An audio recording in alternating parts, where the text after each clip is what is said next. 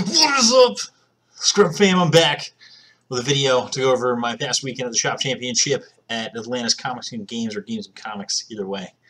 Had a great time at that event, so I'm going to go over some of that. And of course, I'm doing a deck profile, so this is going to be like a 2-for-1, kind of, if you're familiar with that language. But yeah, 2 videos in 1, kind of. Pretty exciting. Anyway, me, 3Extra Productions. Again, I want to give a quick shout out to everybody who subscribes to the channel. I mean, subscribes to the channel. You subscribe. You don't subscribe. You subscribe. That's really hard to say multiple times in a row. You should try it. Thank you so much for subscribing to the channel. And we are almost at 100 subscribers. At the time of making this video, we might already be at 100 subscribers, but I'm just throwing it out there. So thank you to everyone that's joined it. We are now in the hundreds of subscribers. Since before we were in the tens for the longest time, so I truly appreciate everyone absorbing the content and all the feedback you guys have been giving me as of late when it comes to the content I've been providing. And of course, all your ideas, feedback, questions, things like that, you can always direct them directly towards me or post them in the comments in the videos to try to respond as quickly as I can. Also, shout out to Intricate Gaming. A couple of guys had good showings at the Shop Championships. Hopefully they'll be writing about it or talking about it soon. And of course, we have our streams on Tuesdays and Thursdays that we like to do, so make sure you're following us on twitch.tv/weareintricate, as well as some YouTube videos from the event just went up as well on the YouTube channel We Are Intricate. So please be sure to check those out. And also be sure to follow us on Facebook, Twitter, other means of social medias, whatever you need, so you can follow along with us as we go on this journey of providing amazing content to every type of player there is. So, let's talk about this past weekend for myself. So I went to a Shop Championship. I traveled about an hour and a half to visit some family and then also participate in the Shop Championship at Atlantis Games and Comics.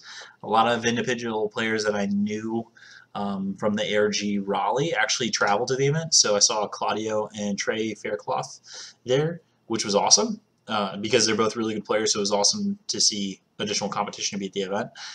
Going into the event, I'll tell you my deck choice, which I posted about on Facebook. I decided to play Blue-Yellow Frieza Control. And let me just go ahead and explain why I decided to play it. The reason why is because it has actually a really good Tricolor Ginyu matchup and a close to 50-50 matchup against Vegeta. Of course, it's draw dependent. But the reason why it's so good against Tricolor Ginyu is because you make your opponent's removal often worse, because a lot of the times you're actually sacking your threats before they get to use them, so you're getting to get the most out of them before they can actually play cards to kill them, which is really exciting. And your Cold Bloodlust often end up being better, because if you play a threat, they Cold Bloodlust, a lot of times it's something with Frieza, or you have something with Frieza on the field, so you can untap energy with your Golden Frieza leader. So I played that deck because it had a really good matchup in the Tricolor Ginyu matchup, and of course had a solid Vegeta matchup. Matchups as the day went on. Round 1 I played against Tricolor Ginyu. Player was somewhat new. Was a good game though. It was fun to talk to him about the game and walking through things like that whenever it seemed necessary, or we had a really good conversation about just the game itself. The game came to a close, tapping out for Go Tanks and then me Cold Bloodlusting, which I know a lot of people wouldn't make that mistake. So I didn't really chalk that up as something that was like a huge win. But I think either way in that matchup I was pretty favored, and my deck was performing for me the way I wanted it to, because I was hitting Avenging Freezes and I hit my results in training on time. So that was a good matchup. Round 2, I played against a starter deck Goku. They were playing blue. They tapped out for Whis on turn 4, so I Cold Bloodlusted their Whis and was able to do a huge chunk of damage to them. So I ended up winning that game. And then round 3 was against a blue-green Beerus deck. They were at 8 energy. I was at around 6-ish energy, and I just played a threat on the board. They played a Beerus. I Cold Bloodlusted it. They then played a second Beerus, tapping themselves out, and then I just survived that turn. Going into my turn, I then dropped the Promo Frieza, revealing their hand of just a Boost Attack Piccolo, and then some cards they couldn't cast. And then I then swung for Double Strike, and then killed it with Frieza Leader, untapped 2, played Mecha Frieza, swung in twice, dual attack, Double Strike for game. Instead of closing that one out. Round 4, I played against Claudio, who's playing blue-green Vegeta. The matchup was going really well for me. I wasn't really having any issues. The problem was going down to trying to close out the game. He ended up seeing 7 of his negates. His hand was full of Jocos and Boost Attack Piccolos, and he hadn't even seen half his deck. So he had a really good responsive hand to me trying to close out the game. So he ended up pulling it out because there's not much I would really do against all those answers. And then round 5, I choose to draw against my opponent. Going to the top 8, played against another blue-green Beerus. This deck was card for card the list that I played in Swiss. And game 1 went as expected because the deck performed exactly the way it's supposed to. Hit results of training in my opener, kept it mulliganed and I didn't end up finding an Avenging Frieza in that game one, but eventually did, and then started the chain, so I was able to get through my deck really quickly. And then control on control matchup, I usually end up winning because I just see more of my deck, and because I can bait out negates with Mecha Frieza because of the dual attack, which is really important. So I ended up winning game one rather handedly. Unfortunately for me, games 2 and 3, even though I run 3 results in training and mulligan twice in order to find it in each game, I didn't find one and then failed to draw it. So essentially he just got to stop attacking me, and then I just drew, and I sometimes had to draw and pass without charging or without making a play because I had nothing and I was just drawing really poorly. So games 2 and 3 actually went rather bad for me, and so I ended up losing a top 8, sadly enough. But it was cool to roll out of bed and make a top 8 with a deck that I just built on Thursday, all based on theory that performed really well. I actually think the deck is highly competitive and something that if you're still playing Set 1 format, you should give a try out. If you want the list, you can always reach out to me directly. But anyway, had a really good time at the tournament. Everyone was great. Every opponent was awesome, and the community was wonderful to spend time with. So I had an amazing time. So going forward, you can expect to see me at a lot of events. So far, what it looks like right now, if we're looking at regionals, Hartford is going to be the first one I'm going to. I'm going to skip Florida, mostly because of cost. Then I'm going to hit up Las Vegas, January 6th and 7th, so I can see my West Coast fam. West Coast is the best coast, except for the East Coast, which always trounces the West Coast. Kidding. Love you. And then after that, I'm going to end up going to Richmond and the one in Charlotte. So, and I'll end up hitting a large chunk of them. Pretty happy about that. I'm excited to travel and see everybody and hang out with everybody.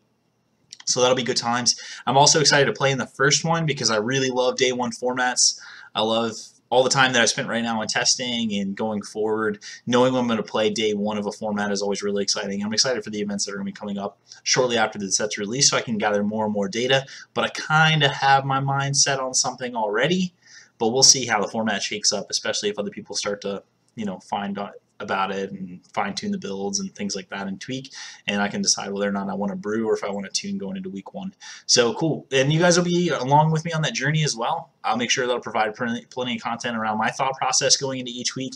I'll also be doing recaps of big tournaments coming up so we can just talk about the metagame going forward together and all of us help, just help all of us get better together. So without further ado, let me go into the deck profile, because that's why you guys are really here, and you're probably going to end up skipping this whole entire portion of the video, but that's okay, because I get it, because we're fam here.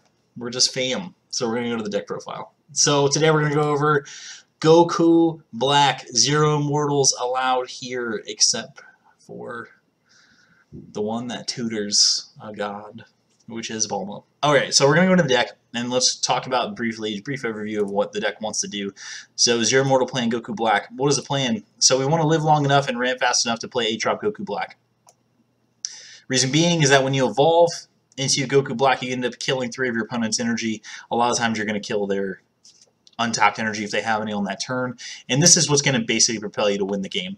And so far in testing, this deck's actually performed really, really well against a lot of the decks in the format out there. It does suffer, of course, to aggro because you can't get enough Goku Black activations. But if you can stave that off and survive long enough into the game, you'll get enough to get where you need. And oftentimes, what's best about the aggro matchup is that they're giving you cards so they make your objections feel less worse, which I'm a big fan of.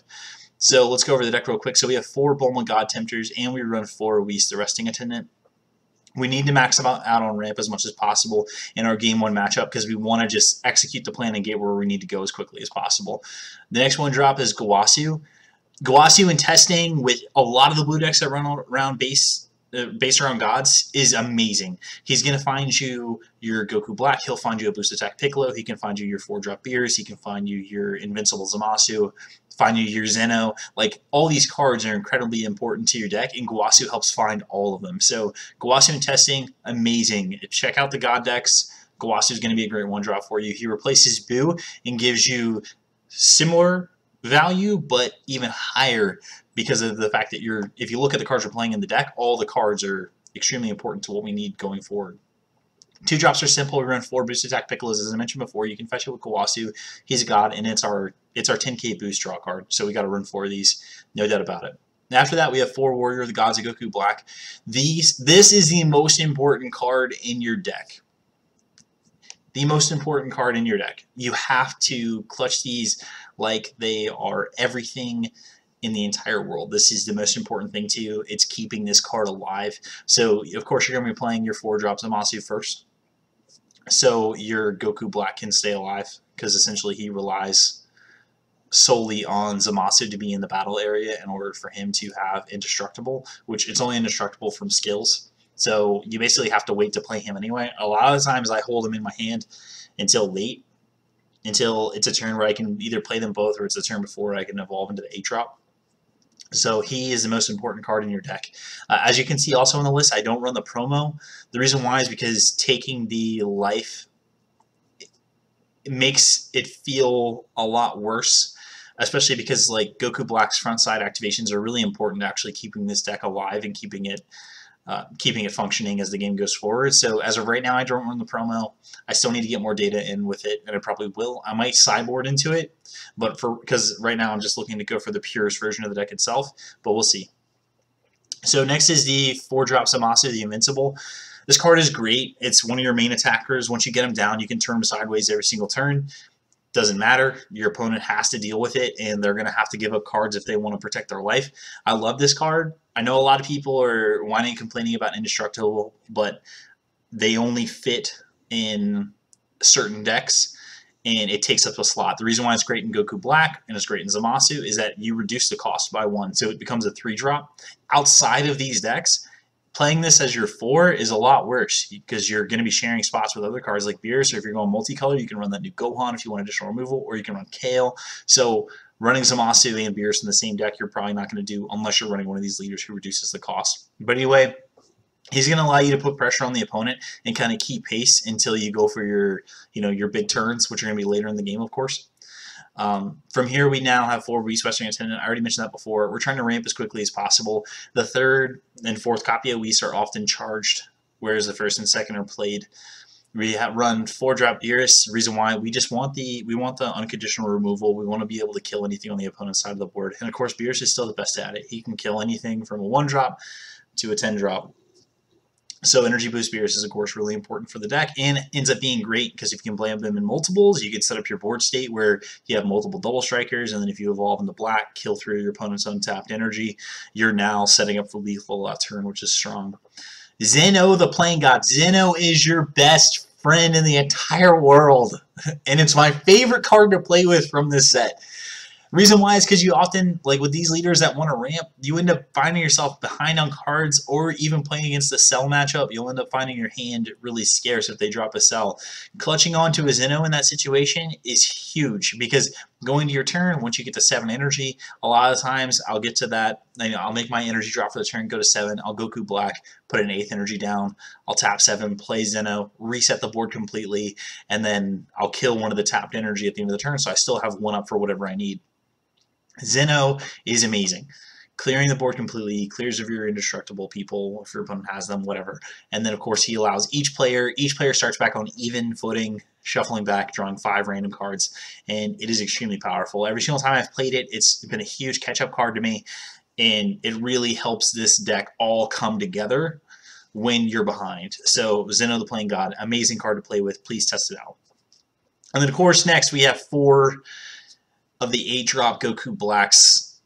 I could make this 3 copies and play an additional copy of something else, like of Zeno the Playing God, but the 3rd copy of Zeno the Playing God feels a lot worse than the 4th copy of Goku Black, because there's a lot of times we're all evolved in multiples, especially because if the opponent can't kill your black when it's on the field, like going into the turn, if they get an extra turn, and you get to play another one, then, of course, we already know it's game over the first time a lot of the times, but the second one, it's definitely game over. I mean, playing double Ulamog Magic is pretty good, so playing double Goku Black is pretty solid as well. Killing up to 6 energy is extremely devastating. So I play 4 copies because the more times I can play it, the better. And sometimes you have to play an 8-drop Goku Black and then evolve over it anyway with 8-drop Goku Black on the next turn because your 2-drop.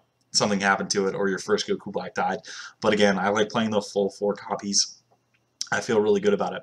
So if we go to the extra cards, 4 Whis Coercions, it's our main negate. It's really important to have, so that's why we play it. We need to stay alive. 3 Sensu Beans, this could be 4, probably the 4th in the sideboard. Main reason why, token strategies.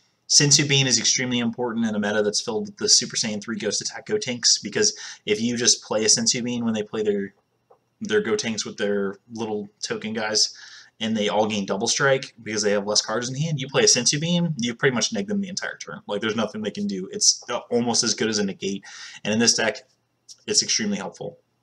4 objections. Again, we are on the ramp plan. That is all we want to do in the entire world. We just want to ramp.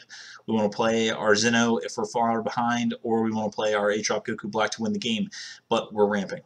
2 Mafabas. Used to be more copies in the deck, but post the ruling that was just made where it doesn't negate autos from attacking, I cut it down to 2 copies. It's still really good because it's a negate, and it can take out an attacker for an additional turn, so this can give you that extra turn you need to be able to close out the game on your next turn. There could be a 3rd copy after testing proves that it's still extremely valuable, and it would replace the 3rd Zeno button. But Zeno button in this deck, I love it. I love it in any of the God strategies, and the reason why is because this card is what's going to help you stay alive against a lot of the yellow-based decks going to be running Cold Bloodlust, because even if you tap out on your turn and your opponent tries to do something next turn, Zeno button is the answer. You're going to Zeno button, untap your energy, and now the world is your oyster. You have all these options, and your opponent is terrified of what to do next, because now they're attacking the open energy, which is always a bad feeling. So the Zeno button in the God-based decks is amazing. So last thing for me to touch on is the Goku Black leader. Goku Black leader is highly underrated. He's very powerful on his front side. A lot of people, if you're playing as him, you have to make sure that you know when to use your ability, know when not to use your ability. If you're going to just use your ability and get no value off of it, don't even bother using it. Use that so your opponent can allow you to draw it if they attack you. But a lot of the times I'm using this in a spot where I want to cast something and I need to have an energy up. Or let's say I'm on turn 4 and I would need to desperately play a Beerus. I'll then put that 5th energy down for black.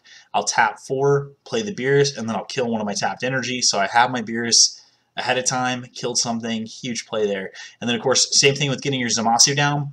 If you're at 2 energy, you can use your ability, go to 3, tap, play your Zamasu, kill one, and then you're still just fine because it's early game. You're not really worried about pressure at that point. Also great with Whis. Here at turn 4, you want to make sure you don't get completely blown out. Use your ability, go to 5, tap 4, play it. You now have 2 energy up after you kill one. So you're even more protected. Or you can even sometimes chain that into an objection the same turn, which is disgusting when that happens because you think about all the value you just gained and how many turns you are ahead now.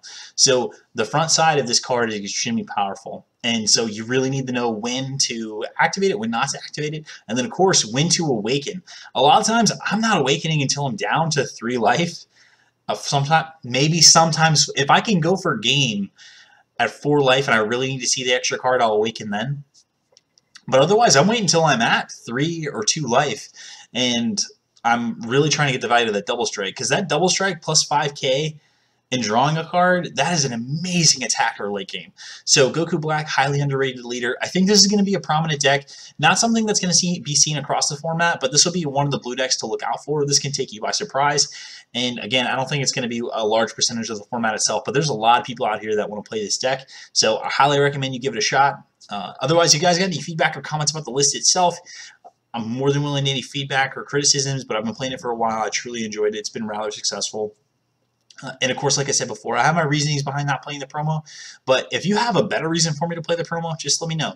So again, any feedback or any questions about the deck itself or the list, please hit me up. Feel free to PM me on Facebook if you want to find me there, or if you just want to message in the comments on YouTube, you can find me there as well. So again, I thank you guys for tuning in. I thank the hundreds of subscribers for subscribing. Please be sure to follow us on Intricate Gaming as well at We Are Intricate on a lot of the social media platforms. And thank you guys, and I hope you get good scrubs. Okay, bye!